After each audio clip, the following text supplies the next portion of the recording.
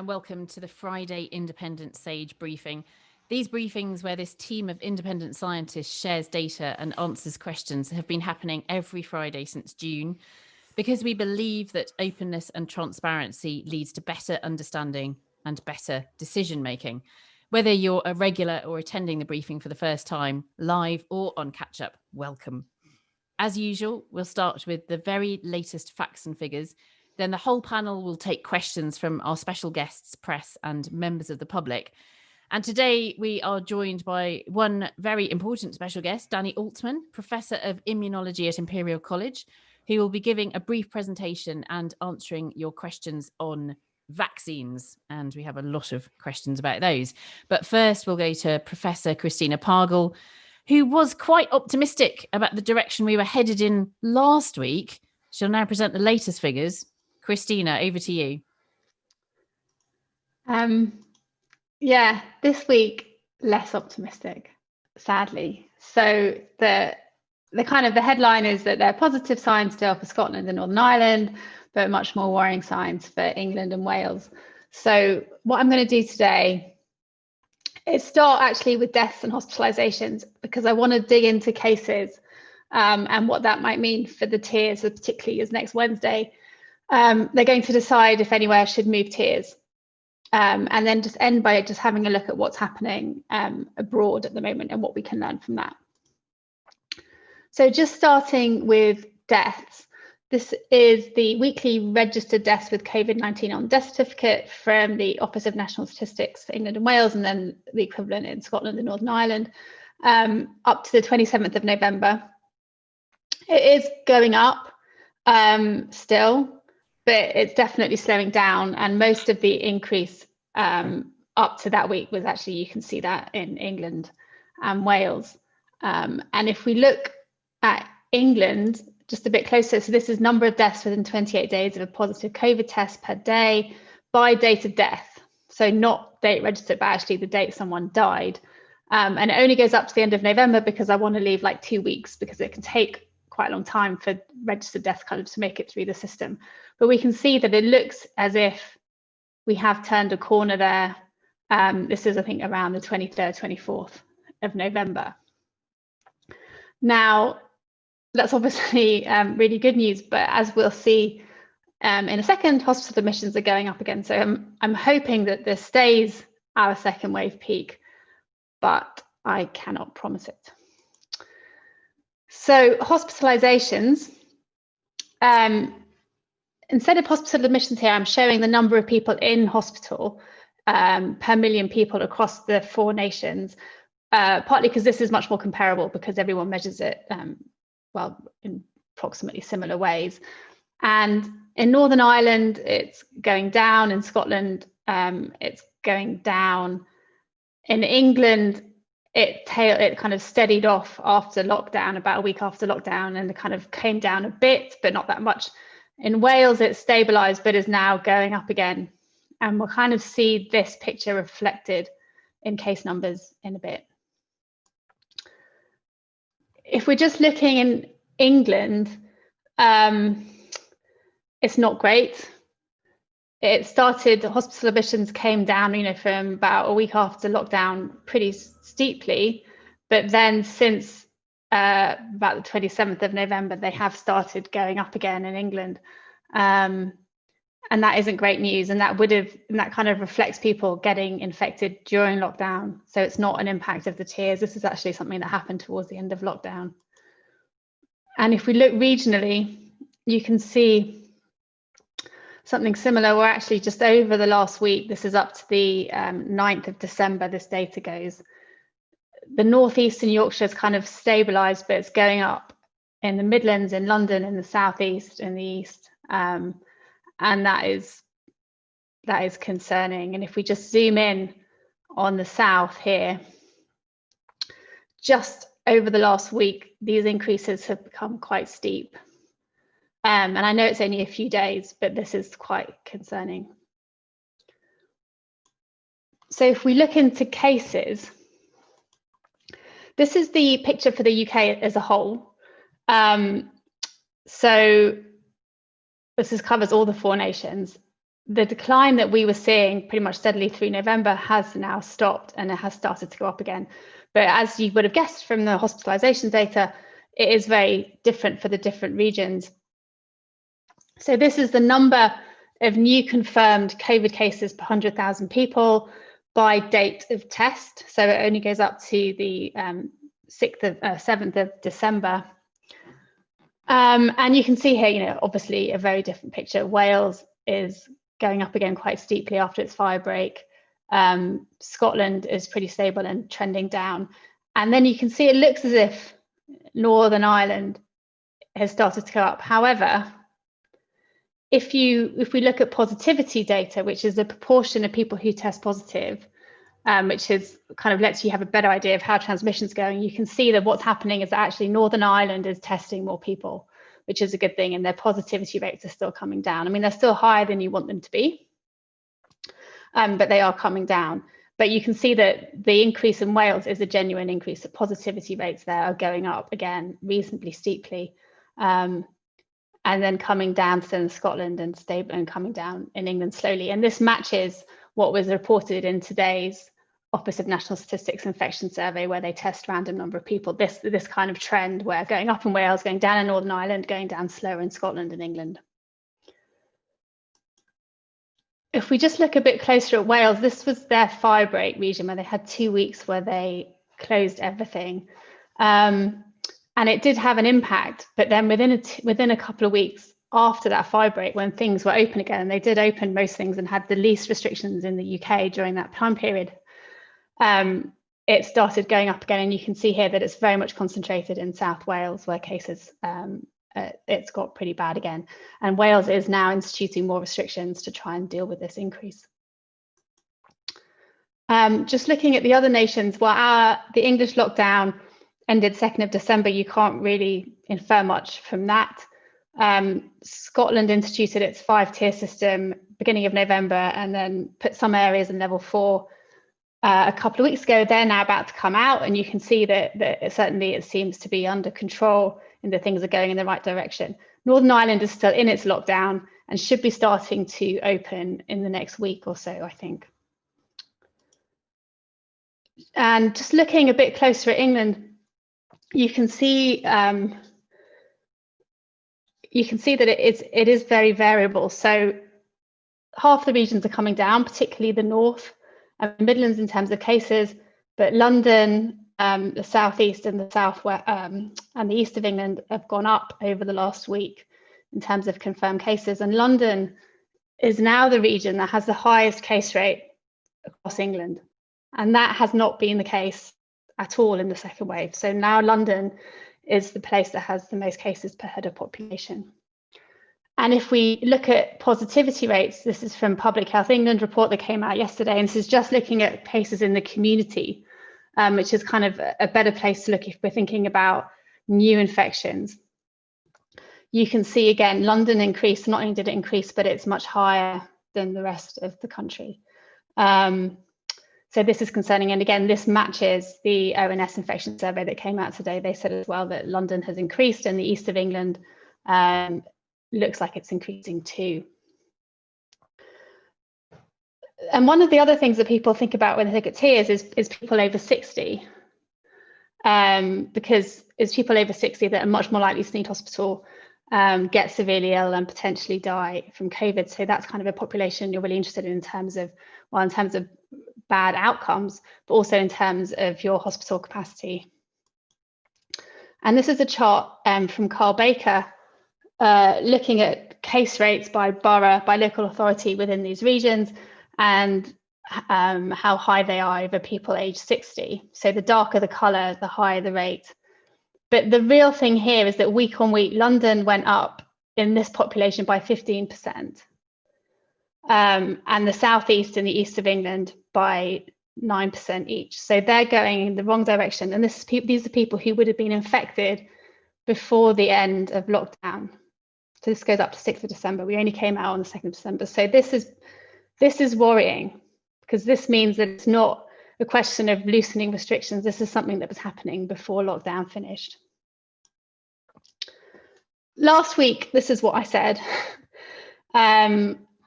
this is the data up to 3rd of December. And I said, if the downward trend continues in England, we should maybe see hit below 10,000 cases. Some people on Twitter afterwards were saying to me, well, it looks like it was flattening off a bit the week before, which it did, but I was hoping that was an artifact. But if you look what happened, this is last week, data up to last week, cases are now going up again in England, and that is because London, the southeast and the east started increasing the last week of lockdown. I was wrong about that. I didn't expect to see increases during lockdown. So this means that although we're now in the tiers and next week we can see the impact of the tiers, it does mean that restrictions on their own aren't necessarily enough. You have to understand how people respond to those restrictions. So yeah, this is not particularly encouraging. We're back over 17,000 cases. So just looking a bit more at the English tiers, and these charts were prepared by John Byrne-Murdoch, who's at the Financial Times, and he sent them to me last night, and then also Bob Hawkins did some as well. And this is about how the government is thinking about the tiers, and they look at things like case numbers in people over the age of 60, positivity rates to see what the impact of testing is, and then the NHS, so admissions, occupancy and capacity, and then trajectories, like just the general sense of things getting better or are they getting worse. So just looking at the tiers overall, again, it's only been a week or so since we've come out of lockdown, so it's too early to say that much about it, except that that should say tier 3 at the top there. Places in tier 3 and tier 1 overall are still coming down, but that actually is a function of the north coming down, but the southeast and Kent still going up. And London is really dominating this trend here in tier 2. If we just look at the London data a little bit more closely, this is all the different boroughs in London ordered by case rate to the week ending the 7th of December. And you can see there is a lot of variation going from just under 100 cases per 100,000 all the way up to over 350 cases per 100,000. And these boroughs are mostly in the north and the east of London, and a lot of them are among the most deprived boroughs in London. If we look at the next chart from John Byrne-Murdoch, this compares the different boroughs in the different tiers. So this is all tier 3 regions ordered by case rates. And you can see that the ones at the very top are the ones in Kent and the southeast. And these are tier 2 regions, and the ones in blue are London. And so you can see that a lot of the London regions are now at levels that are as high or higher than tier 3 regions. So that's kind of behind a lot of the speculation that London might be moving into tier 3. And what's worrying is that London is going in, well, we'll see in a second what the trajectory is. You see exactly the same picture in people over 60. So again, the London boroughs are clustered at reasonably high rates for people over 60 here, the blue. It's possible that these regions at the bottom of tier 3 might be shifting down next week. I mean, I wouldn't want to say, but certainly in terms of just comparing them to tier 2 regions, they're comparable. Occupancy wise, London's still doing actually quite well and is on the lower end. And that reflects both that it didn't have a very big peak in the second wave in London, and also that London has quite a lot of hospital capacity naturally. However, hospital admissions are going up, and certainly in some of these very badly affected boroughs, hospital occupancy is getting pretty high already. And this is kind of the last plot I want to show you on the tiers is looking at trajectory. So any borough that's over this horizontal line has got worse over the last week, and anything that's underneath has got better. And all of these red dots are tier 3 regions. So almost all of the tier 3 regions are getting better, like they're reducing in their cases, except these ones, which are the ones in Kent and the southeast. But almost all of the blue dots, which are the London boroughs, are getting worse. And some of them are getting, their cases have increased by 50% in a week, and that's pretty high. And that is really worrying. So I think we can certainly say that there is quite a strong case for London to be going up into tier 3.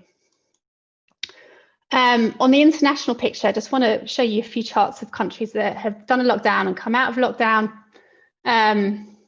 This is the Czech Republic. I'm doing it by positivity rate because otherwise you're really impacted by how countries have changed their testing procedures, and some of them are now doing a lot more testing than they were. So the Czech Republic, Czechia had quite a long lockdown. At the beginning of December, they opened their shops and hospitality again. So far, it has not resulted in a notable change. So we'll see how that goes over the next week. France had a lot of regional restrictions leading up to their lockdown beginning of November. They were starting to slow the growth. Lockdown, they had quite a very strict lockdown actually for 4 weeks. It ended end of November, but they only had a partial reopening. So they still have a nightly curfew. Bars and clubs are shut till the new year. And they've only just said, we're not opening anything else, because as you can see, after that happened, everything just kind of plateaued and they're not getting down any further. And that's worrying. They wanted to get below 5,000 cases a day. They're only at about 10 or 11,000 a day. And so they've now put new rules in as of last night, saying no more than 6 adults at Christmas. Bars and clubs have to stay shut till the 20th of January. The Netherlands kind of instituted regional mixing, but then shut all hospitality in the middle of October, so kind of equivalent to our tier 3, then went into lockdown where they shut everything, and are now just coming out of lockdown where they open shops but restricting alcohol sales, and they're also keeping their hospitality shut. So they've kind of gone from our new tier 3 into lockdown and back out into our new tier 3. So a stricter emergence than we're having in the UK. Belgium is exactly the same, pretty much shut hospitality, then a lockdown, which had a big impact on cases. Now it's kind of flattening off as shops remain open, but hospitality is staying closed. So these countries, all of them are coming out into more restrictions than the UK did when it's emerged from lockdown. And finally, just looking at Canada, because they had a Thanksgiving at the beginning, middle of October, on 12th of October, which, in Canada and the US, Thanksgiving is as big a holiday as Christmas. And this is just number of confirmed cases. So there was a dip around Thanksgiving as no one was getting tested. And 2 to 3 weeks later, you can start seeing that cases are starting to accelerate. And that's presumably because people go and they meet their families, they spend a few days with their families, they come home, and then they start mixing. And it takes a couple of weeks for that to really show up in case numbers. And then over kind of the end of November, various places in Canada, including its bigger cities, have started lockdowns to try and cope with these increasing numbers. And you might just be starting to see that happen. The US had its Thanksgiving 2 weeks ago. And this a report came out by one of their COVID tracking projects yesterday, saying they just had their worst week yet, and they still don't think that all the Thanksgiving surge has hit them yet. So it's pretty worrying out there in the States as well. So just to summarize, case numbers, hospitalizations are coming down or stable in Northern Ireland and Scotland, which is good, but case numbers and hospitalizations are going up in England and Wales. Many European countries are emerging out of lockdown into national versions of England tier 3. So basically the hospitality is closed, but their shops are open. In England, the picture is really regional, and it's really worrying that London and the southeast and east of England started to go up before the end of lockdown. And I think unless we understand why they were going up and address those reasons, just adding restrictions isn't going to change anything. And then we can't just assume that it will. So you have to work really closely with the communities to understand what's happening. And we saw that in the Northwest, that it took that kind of closed community work to really bring cases down in places like Greater Manchester, Oldham, and Liverpool. And it could be that people can't afford to isolate. It could be that schools in more deprived areas find it harder to have safe spacing, to have safe ventilation. It could be all kinds of reasons, but unless we work out what they are and support those populations, just adding restrictions isn't going to change things. And that is it from me. Thank you very much, Christina, for that. And now we're going to have another presentation from Professor Danny Altman of Imperial College. He's going to talk briefly on vaccines before we open up to questions. Danny, over to you. Hi, thanks. So if I may, I'd like to show 2 or 3 slides and then take a few minutes just to give you my appraisal of where I think we stand. Just share that.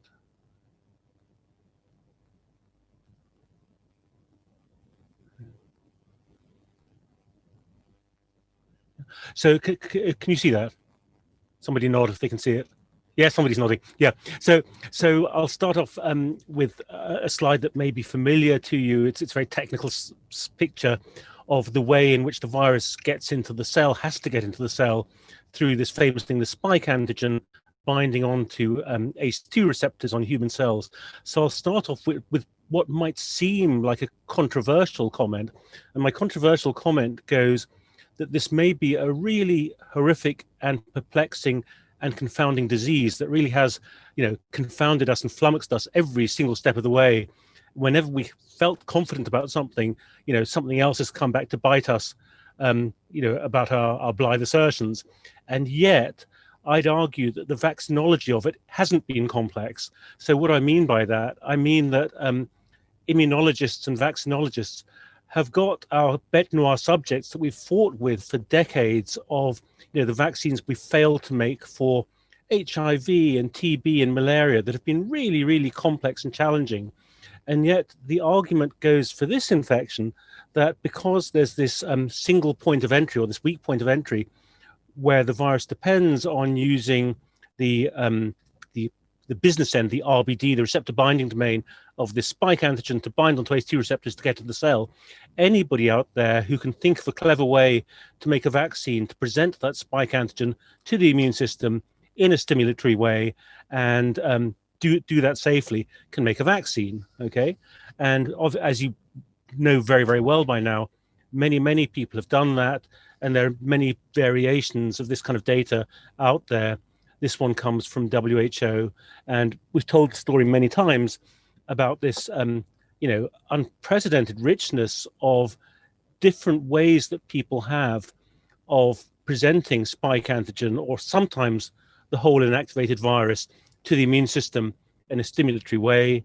And in this slide from WHO, shown in dark blue, you can see that there are a number of front runners that are at phase 3 or have reported phase 3, and many different approaches, either making recombinant proteins and giving them together with an adjuvant, or putting them into viral vectors.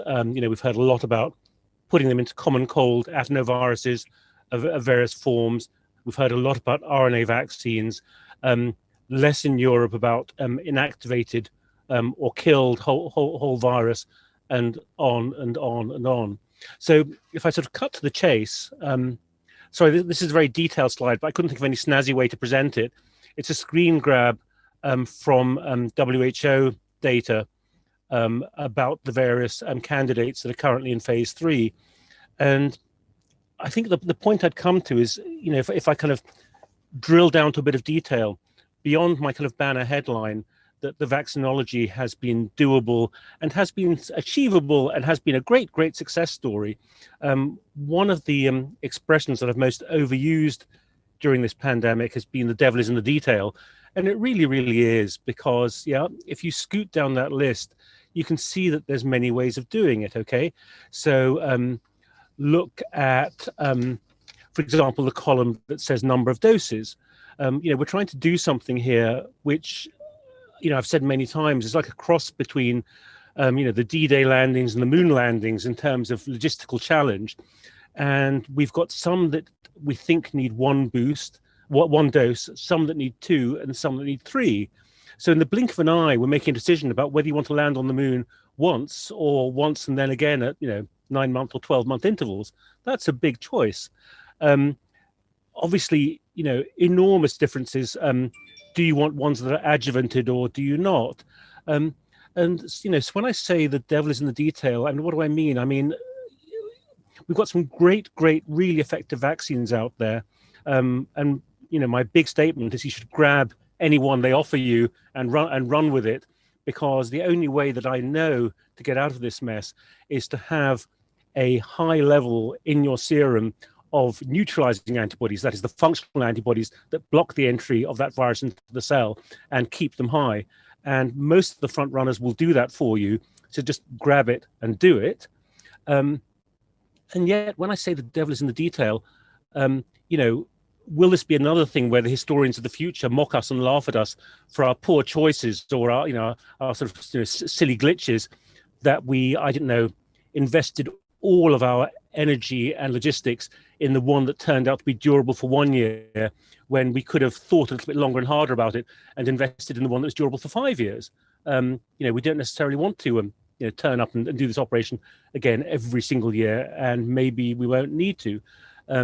There will be a lot of devil in the detail of different levels of adverse events, different suitability for at-risk groups. And, that's a work in progress. So normally if we were rolling out a new vaccine, we'd maybe spent the first 5 years logging the adverse events, working out which ones were especially good or problematic for pregnant women or breastfeeding women or cancer patients or people on immune checkpoint blockade or whatever the group is. We're learning that here in real time, and nobody is smart enough to do the crystal ball gazing and tell us that ahead of time. And those are hard things to know. As an editor at Vaccine, the papers that I most dread getting submitted are the ones of from people who say, I've got a data set on this or that vaccine done in 50 people with this or that immunodeficiency. And I think it's really interesting, but I can't find any experts to referee it because the person who submitted the paper is probably the only person in the world who knows about that subject. These are really nuanced problems, but they matter to the people in that group. So, I'm certainly not trying to advocate any kind of, vaccine snobbery and some sort of TripAdvisor approach to which vaccine you do or don't accept. I think we've had our vaccine nationalism phase, and I'd hate to move into our kind of vaccine keeping up with the Joneses phase, where it's a bit like whether you've got a Tesla or a Toyota outside your house. It's are you a Pfizer family or a Moderna family, or a GSK family? That would be a horrific direction. And yet clearly there are choices in inverted commas being talked about, whether it's choices made for you by your government and their purchasing power and their policymakers, or by your region, or ones that you want to make yourself. It's an uncharted territory that we've never been in before. How many people could put up their hands and say last time they went to the GP to get a preschool booster for their kids or a flu boost for themselves, they recognized what the label said or which manufacturer it came from? None of us, I'd guess.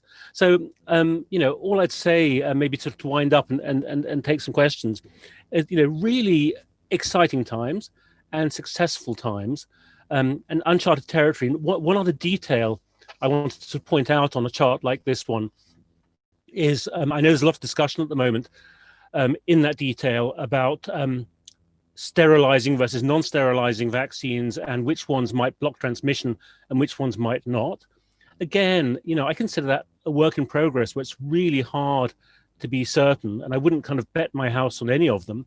What I would say is my best guess comes from the ones who've got peer-reviewed papers on non-human primate studies, usually in macaques, where they've been challenged with quite a high dose, and then you go in with a PCR and work out which of the vaccines that prevent any PCRable virus being in the nasopharynx at all. And if you were basing it on that, the ones that you'd get excited about, for my taste at the moment, would be the Novavax protein subunit vaccine, about halfway down that list, and I've done something to my shoulder, and the Sinovac vaccine, which is the Chinese one that someone's called Picovac. So those are both two of the ones that from the non-human primate studies look like they could definitely offer proper sterilizing immunity, but that might be too strict a test, and we might find that a number of them do it in humans, where after all we're not being challenged with megadoses of virus like in a lab, where having it sneezed over you or coughed over you in the pub in a much more sort of variable way. So many of them may turn out to be more effective than we imagine. So I think I'll leave it there and take any questions, but I hope that covers some of the territory about my certainties and my considerable number of uncertainties. Thank you very much, Professor Altman. And we're now going to open up to questions, as you say, and we'd like to cover as many as possible. So I would please ask all questioners to keep their questions brief, and you're only allowed one question. I'm going to be very strict about that today. I know our panel would be concise and to the point as ever in their answers. So the first question comes from the press. It comes from Deborah Cohen from BBC Newsnight. Deborah, are you there? You've gone and scuppered me by saying I can only have one question, so I might wrap it into two. If that's, I'm sorry, into one, two into one. Sounds like cheating to me, but go ahead and we'll see. But I will cheat. So it was a really interesting presentation. Thank you, Christina. What's really interesting is the southeast seems to be behind the north in infections picking up and having had possibly fewer restrictions by and large in the north. Are there any kind of explanations for that? And then bolted on, is mass testing of schools using lateral flow tests and PCR the answer to break chains of transmission? Thank you. Thank you very much for that. Who would like to start with that one? Christina. I'll just start on the first bit, which is the reasons for it. And I don't think anyone can say that they know what the reasons are. I know that Matt Hancock yesterday said that a lot of the increase in London is down to school-aged children. And while that has increased in London, so have rates in over 60s, so have hospital admissions. My speculation is it's a number of things. It may be schools, but it could also be complacency after the news of the vaccine. Maybe people think it's over. Maybe it's messaging and understanding. Maybe it's in the deprived communities. People have no choice. They have to go out to work. They have to stay in public facing roles. They can't necessarily afford to isolate. A lot more people live in overcrowded housing, which we know is a risk factor. So there are all of these kind of things working together to make it really hard to control COVID in those areas. So that's my guess. And I think we saw that in the north in October as well. And Deenan, you'd like to answer that question as well? Alice, just with regard to the mass testing in schools, I mean, we now know that transmission does occur in schools amongst children, particularly older children, and that those infections can come out of schools, of course, through teachers, parents, and so on, and spread around. We also are aware, pertinent to Christina's presentation, about the perhaps suboptimal impact of lockdown. Remember that in the last lockdown, schools remained open there, despite our valiant efforts to try and bring the lockdown linked to half term. But maybe that is one reason why there's been continuation. And so it seems a reasonable thing to look at schools as a source of transmission. Of course, as many people have said, but it's worth saying again, a test is useless unless something gets done on the back of that test. And so all this talk about getting mobile vans and so forth, getting nearer schools and so forth, the key thing is how those tests will be implemented and what will be done about finding positives, whether in individuals, whether in children, whether in teachers, or whether just a school being positive. There's an action there, but I'm sure some others will want to give some more detail. Dr. Zubaida Haque, you've talked before about the importance of the response to the test once the test is completed. Would you like to answer that as well? Well, absolutely. I think the first thing to say is schools are not divorced from their communities. Schools are very much a reflection of what's going on in the community.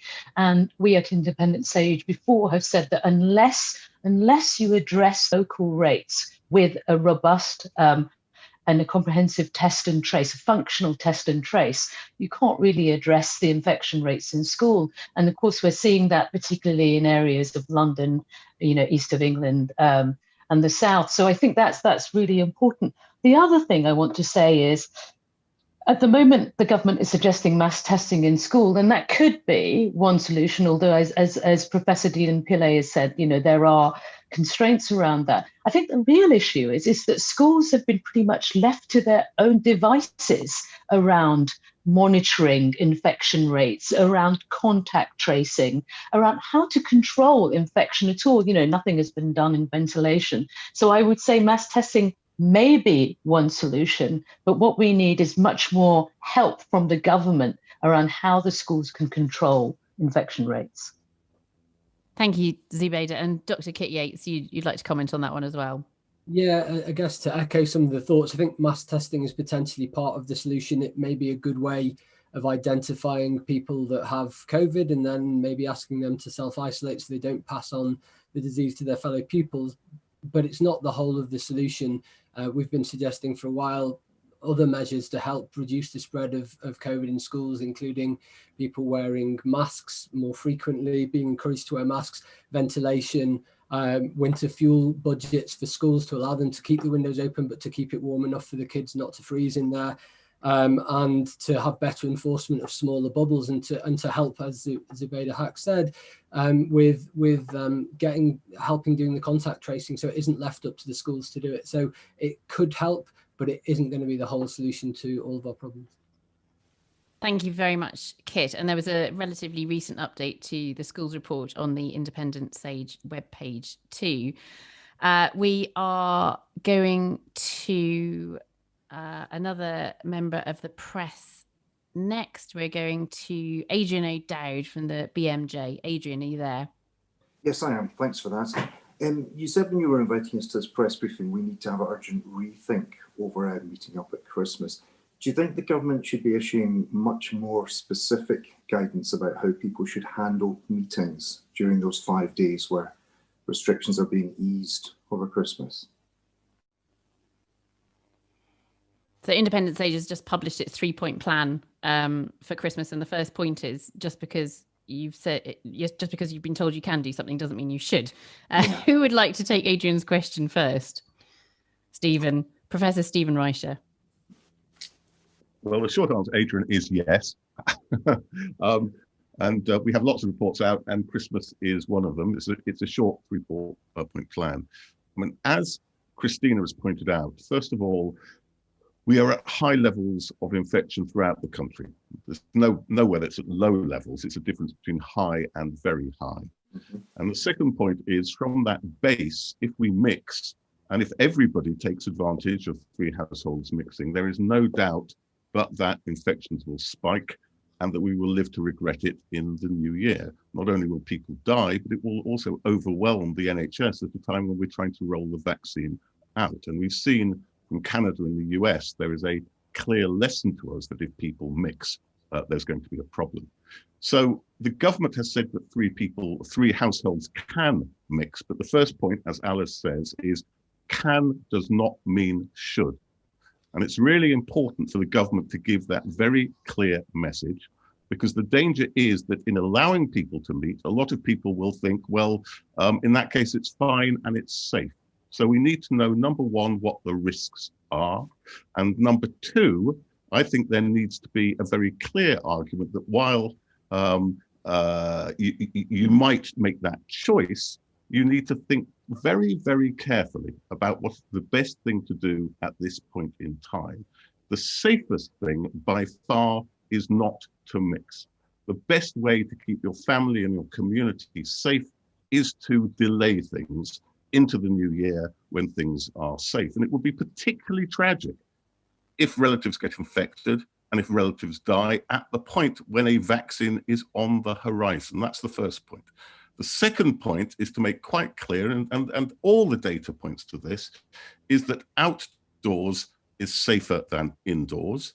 And therefore, if people are to mix, it makes much more sense to do it outside. And it makes sense to, if you like, revive or create outdoor celebrations, which can include all the community, including those people who are normally alone at Christmas. We can make this Christmas better for very many people. And the final point is that if people decide with a clear understanding of the risks that it makes sense for them to meet, and we acknowledge that's going to be true for a few people. If you have a relative whose life expectancy is short, who might not see other Christmases, then there will be some circumstances in which it makes sense to meet. It might be a minority, but you don't want to exclude that because it's so important. If people decide to meet, then there needs to be clear guidance on keeping safe and clear support. And I come back to a point that Kit made about ventilation and a fuel allowance. I think there should be a pandemic fuel allowance so every family, including poorer families, can keep the windows open and keep warm. And in that way, it's not just for the government to give us information. This is true throughout the pandemic. It's not just for the government to tell us what to do, it's for the government to support us to do the right thing. So we need the information and we need more. We need support for people to make the best decision to keep themselves, their families and the community safe. Thank you, Stephen. Professor Susan Michie, I think you wanted to comment on that as well. No, sorry. But Kit does, Dr. Kit Yates. Oh, sorry, Stephen was just very extensive, so I thought we'd covered it pretty well. Okay, thanks, Susan. Kit, would you like to speak to that question then? The only thing I would say following up is listening to the press briefing last night. Matt Hancock was asked about what to do, and he said, you know, just follow the rules. And actually, that's not good enough. I think what we need to be doing is reiterating what the rules are, but also trying to give people opportunities to know what the best way to meet up safely is, as Stephen's mentioned. So if you are going to meet up, try and do it outside. If you have to meet up inside, then do it with ventilation. Think about wearing masks. Think about social distancing. But these are really things that you can rattle off quite quickly, but just reminds people of the best way to meet safely. And that should be coming more from the top, in my opinion. Thank you very much, Kit. I mean, I think the 3-point plan for a safe Christmas is the shortest plan and report that Independent Sage have ever produced. It's short, it's accessible, it's easy. Please share it as widely as possible. It's there on the website. Professor Anthony Costello, you wanted to speak to that question as well. Yeah, I just want to put things in context. The UK has the highest number of deaths per million population of any major country in the world. We're higher than the USA, France, Sweden. Since we refused to do a circuit breaker in September, we've seen 18,000 people die. Thousands more are going to die in the next few months. We've seen today the data that lockdown is an incredibly blunt instrument. The immunization is going to take months to roll out, and we basically have no effective trace or isolation system in place. The government has given up on that. There is no adequate financial support for poor people, and we're at 80,000 plus excess deaths. I mean, the figures for deaths per million are based on their suppressed numbers. They say it's 60,000 or 60 plus thousand, but in excess. This is a national disgrace, and we have given up on suppressing this virus like the USA and France. And we've got to take this seriously, because people are going to die, you know, your grandmother, your elderly. And I just think, I'm sure Gabriel Scally would have something to say about this, because he's always argued for a suppressive policy, and we should have had trace and isolate sorted out by now, and the government's given up. Thank you very much, Anthony. Professor Gabriel Scally, do you want to comment at this point? No, I don't think so. I've said it repeatedly, and I mean, I would say it again. The government hasn't been good. It hasn't done its job properly, and it's expecting people to do their job for them. The government need to follow our plans and the steps, including bring back the 2-meter rule, etc. There's a whole range of things that could be done that are not being done, and it's negligent of the government not to do everything they can, and they blatantly aren't doing what they need to do and what they could do if they wanted to. Thank you very much, Gabriel. On to the next question then, which comes from Nigel Nelson of the Sunday People. Nigel Nelson. Hello. Yes, what is the point of mass testing in schools, rolling it out now, when schools are just about to go on their Christmas holidays? Sounds like a good question. Professor Stephen Reischer would like to answer it for you. Well, I agree. What I want to comment on is, as Alice mentioned, we had a Safe Schools plan, which came out a couple of weeks ago. It's a very comprehensive plan that what we need to do is not close schools down, but make schools safe when they're open through a series of simple measures. So, for instance, if we want people to be socially distanced in the classroom, we need smaller classes, both through bubbling them, but also through devices like hiring retired teachers and hiring more spaces, and there are plenty of spaces to hire. That would take 2 or 3 weeks to do. What the government should be doing over the Christmas break is implementing the measures to keep classrooms safe and to keep children safe when they go back to school. And that's the key thing. And the report is there, they only have to pick it up. We're very generous that way. Thank you very much, Stephen. Professor Susan Michie, you'd like to comment on this? You wouldn't. You were just agreeing with Stephen. Good. Oh, I was just nodding. Yeah. Okay. Reinforcing. He's on a rock today. Zubaida. I was going to say, I completely want to reinforce what Stephen says, which is just doing mass testing is like dealing with the symptoms and not the cause. And we have been very clear about the cause. My main concern, our main concern, is after Christmas, the infection rates are going to go through the roof again. Just like Thanksgiving in Canada and the States. And our main concern is that schools will really struggle. So schools need that support right now with ventilation, with spacing, with classroom masks and so on. So that's the stuff the government should be helping and supporting schools with, rather than just dealing with the symptoms of the issues. Thank you very much. Gabriel. Just on the mass testing issue, I think what we haven't had enough talk about or enough information about is the tests that are being used, the lateral flow devices. Now, they look in practice as if they will not give you very many false positives. So they won't say someone has got the virus when they don't have. But they do not look very good at detecting the virus itself. And only 50%, probably, somewhere around that, in the field use of these tests, of people with the virus will be detected by these tests. And that simply is not good enough if people are going to make decisions about their own personal behavior on the basis of it. And I can understand how there is a role for them, regular testing, certain days a week in institutions, and particularly high-risk institutions like food processing factories or something like that, where if you get 50%, you're doing, that's good and you're doing well, but it's not going to change anything that's going to happen in the factory. It'll not make people drop their guard. And one of my big concerns is that the inappropriate use of these tests will give false reassurance to people, absolutely false reassurance to half of the people with the virus. And that may cause us more problems than would be solved by detecting the cases that we do pick up. Thank you very much, Gabriel. Susan, now you want to come in, you may. I do have something to add. On that last point, I think it's a real problem that people who have negative test results may easily think that they're not infectious when they may be infectious. And I don't think that message has been given enough to, for example, students who'll be traveling all over the country and traveling back to their homes and possibly spending Christmas with elderly relatives. So I think this is a really urgent issue to get out that if you test positive, yes, you are infected, but if you test negative, you can't deduce anything from that.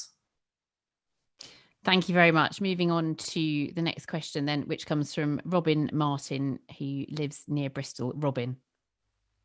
Yeah, hello there, good afternoon. It's a general background question concerning the vaccine, actually. We've all noticed that the government have provided some sort of legal indemnity or immunity to Pfizer in the case of things going wrong. My question is this general practice, is this normal practice, or is this something that's just arisen because of the COVID vaccine?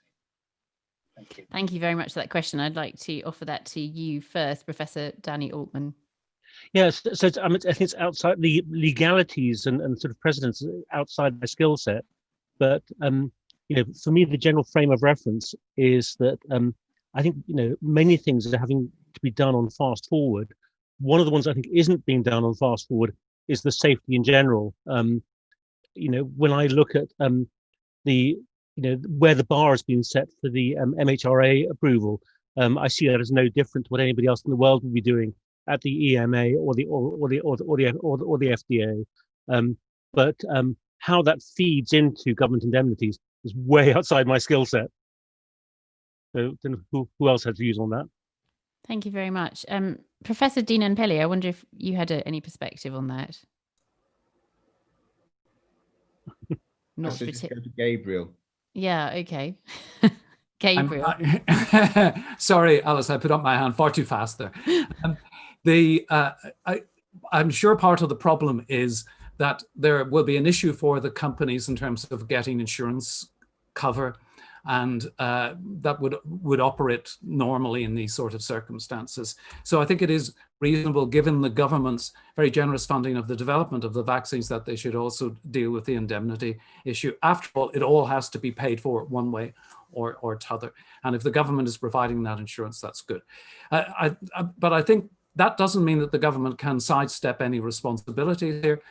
The UK government has a very effective vaccine compensation scheme in place for the very extraordinarily rare cases where there is someone who does suffer some damage from a vaccine. But as I said, it's extraordinarily rare that there is any problem at all. And there is a well-trialed mechanism for dealing with those problems when they do arise.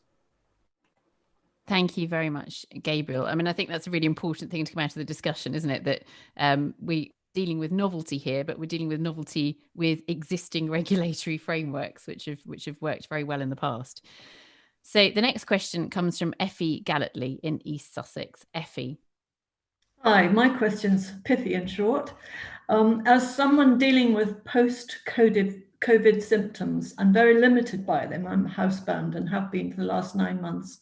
I would like to know if the COVID vaccine would or would not be appropriate for someone like me and others. Thank you very much for that, Effie. I'm very, very sorry to hear that you're suffering with long COVID. Who would like to take that first? Can I make a start? Yes, of course you may. Yeah, so I've certainly spent a long time thinking about immunology of long COVID and talking to people with long COVID. And I know that there are some people, there are relatively few data sets, but I know that there are some people who feel they might have long COVID associated with having made an inadequate response to the virus first time round and have too little immunity.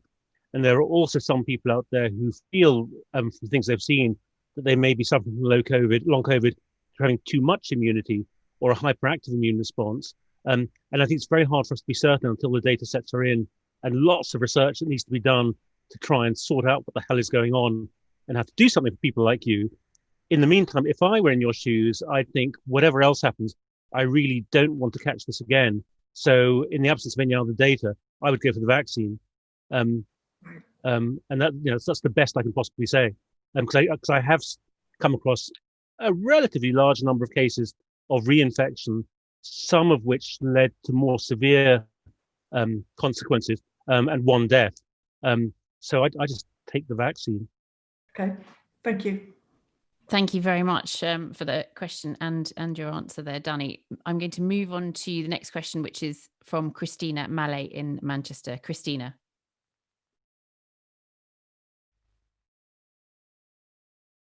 Oh, are you there, Christina?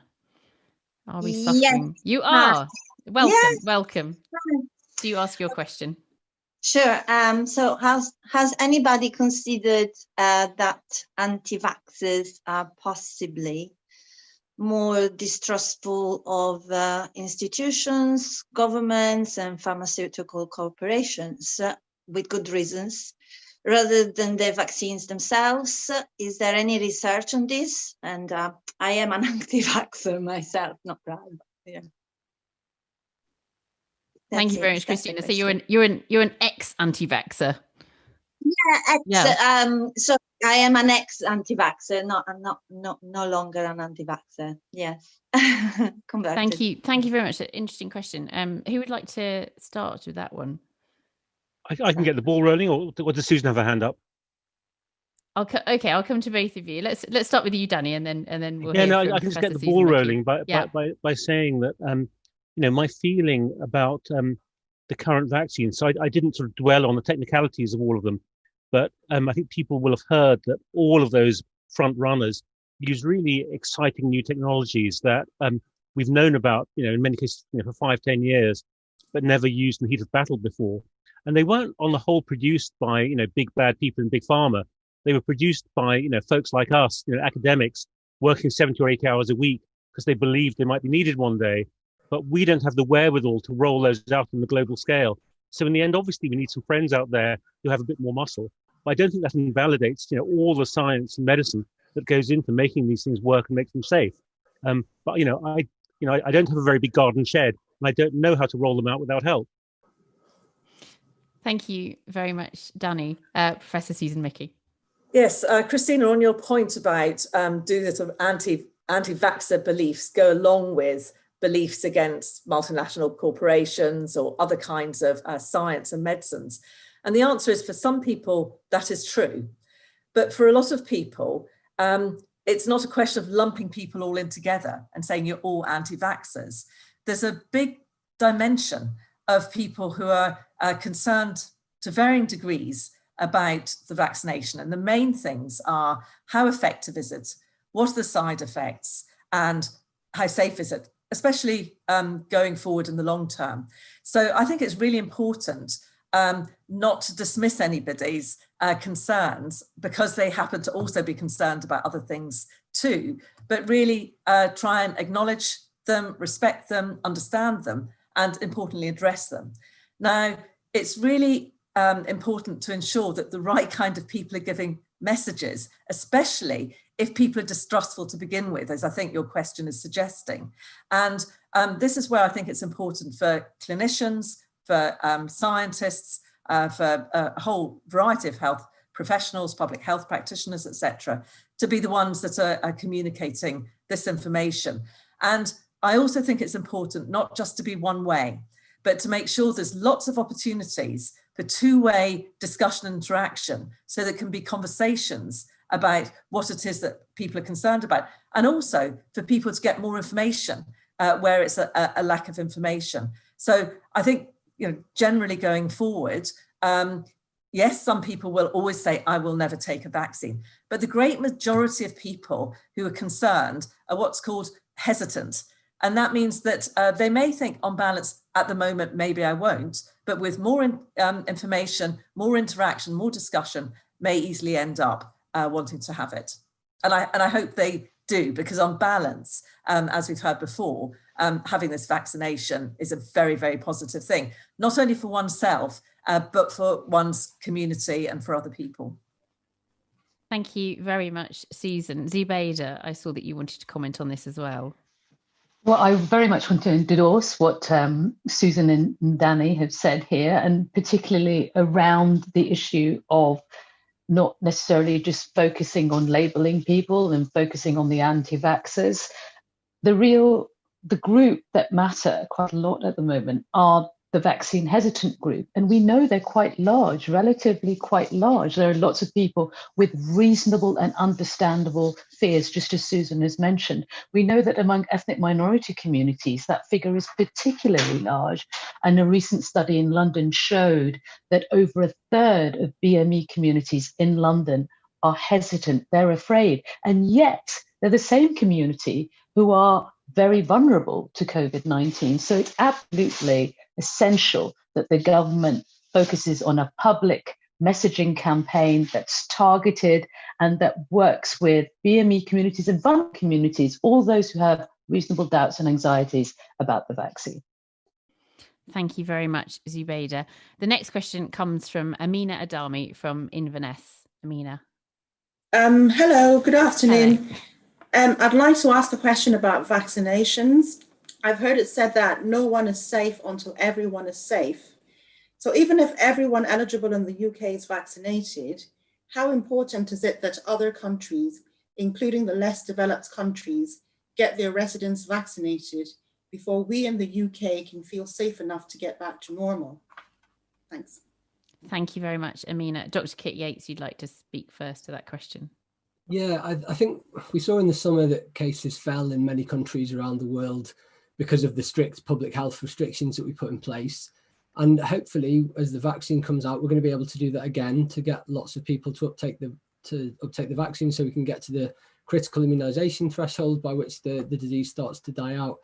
But if cases are going to be kept low and we're going to avoid outbreaks in the UK, then we need to avoid reintroducing the disease from countries where community transmission is high. So one way to be to have strict border testing, but this is expensive and it's disruptive and it's not feasible in the long term.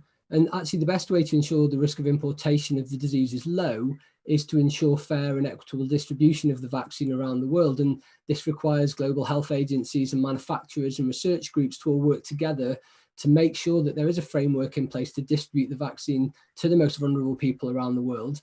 There are groups like Gavi, the Vaccine Alliance, and obviously the World Health Organization, who are working hard to try to ensure that happens. And they've had commitments from various pharmaceutical companies, in particular AstraZeneca, to provide millions of doses of the vaccine. And the Bill and Melinda Gates Foundation have been putting funding forwards to deliver hundreds of millions of doses of the vaccine to low and middle income countries. So I think it's probably true that nowhere is safe until everywhere is safe, but we should be under no illusion that this is going to happen quickly or be an easy job. This is going to be something that we have to invest in for the long term. It isn't going to happen by Easter to get everyone in the world vaccinated. Thank you very much. I'll come to you in a second, Gabriel, but I wondered if Professor Carl Friston would like to speak to that question. Thank you. I was just learning this week, actually, so I'm not sure I have very much more to add to Kit's, I think, excellent summary of the situation. There's one thing that occurs to me is using the vaccine in the most efficient way and using it as an opportunity to drill down on contact tracing and proper public health responses that would, in principle, free up a lot of doses for that fair and equitable distribution around the world, which of course is going to be necessary even to think about eradication. And I'm hoping that Gabriel's going to talk about the difference between suppression, elimination, and eradication. And those differences really do rest upon this key question about how we respond to this at a global level. Thank you very much, Carl. Over to you, Gabriel. It's a really good question, one I've been thinking my way through it. And one of the difficulties is the pathway ahead isn't very clear yet. The reasons it's not clear, although we've got one vaccine approved, it's not approved for use in children, and children make up a significant proportion of the population. So that already takes a chunk of the population who won't be vaccinated at this point in time anyway, out of contention for providing us with that collective community suppression of the virus.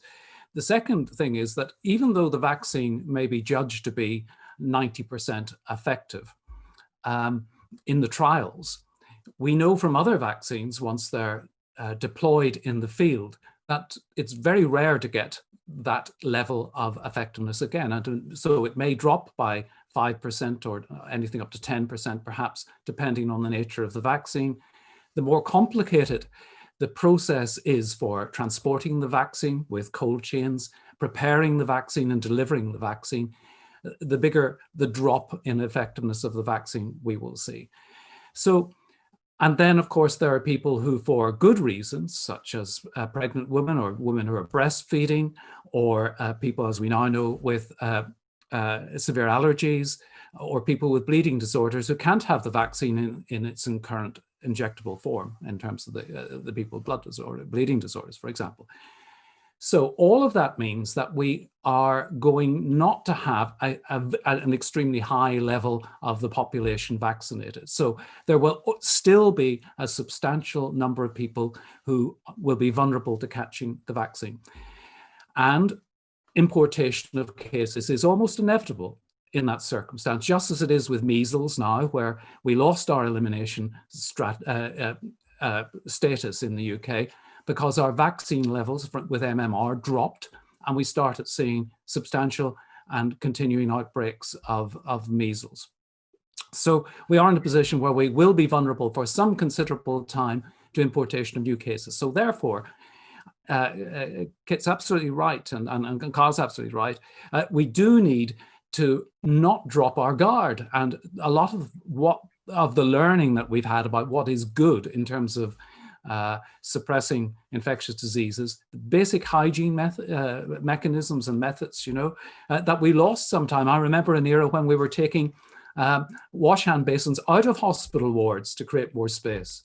Because we thought that antibiotics were going to deal with all of our infectious diseases, all of that good hygiene stuff that we have forgotten about of late. Ventilation is absolutely critically important. It's something that our predecessors in previous generations knew all about, and we have neglected. So all of that, and particularly this issue of the local public health system that can respond rapidly to a local outbreak and mobilize local communities to bring it under control. All of that needs to be put in place for the long term, not just for the short term. And that requires now the government starting to think about how they're going to restore what is a depleted and degraded public health system that we entered this pandemic with. Thank you very much, Gabriel. I know that both Anthony and Danny would like to answer this question as well. So I'll come to you first, Anthony. Just a quick, we know that children below the age of 16 are not eligible for the vaccine at the moment. Trials are going on with Moderna and Pfizer. I don't think we'll get a decision on that for at least another 9 months. And pregnant women who are pregnant, women who think they might get pregnant soon should not be having the vaccine for obvious reasons. The breastfeeding issue, I just want to mention that because there's no data, people are saying, oh, well, if you're breastfeeding, you shouldn't do it. I've been in touch with the World Health Organization because the risks and benefits of breastfeeding are very different in different settings. And in many settings, if you move on to formula milk with dirty water, etc., it's a death sentence. So they are urgently looking at this in the WHO SAGE right now. And there may need to be country-specific advice about that. Thank you very much, Anthony. And finally, Danny, you wanted to comment on that too. I just wanted to wrap up by being the person who responds by stating the blindingly obvious, which is the answer to the question is yes, we are all in this together. And that's why, the sort of hard edge of vaccine nationalism was such anathema to those people who work in immunology and vaccinology and medicine, and countries trying to buy up vaccine stocks so that others couldn't. Because if we saw anything during December and January this year, it's just how incredibly fast a virus like this can zip around the globe. So the second you've got a population, as we will have, who aren't entirely immune, no matter how hard we try, we're just sitting ducks to keep percolating this virus forever and ever and ever, unless we keep everyone safe. I'm sorry if that's the blindingly obvious, but it really is. Thank you very much, Danny. We are running out of time. So I was going to try and squeeze another couple of questions in, which will come via Twitter, but I'm not going to. I am actually going to draw today's briefing to a close. And I actually think we've covered a lot of ground anyway, and we've covered the answers to some of those questions. So I hope that everybody who's watching and listening feels that their questions have been answered. I'm going to invite, as usual, Sir David King to sum up. Sir David.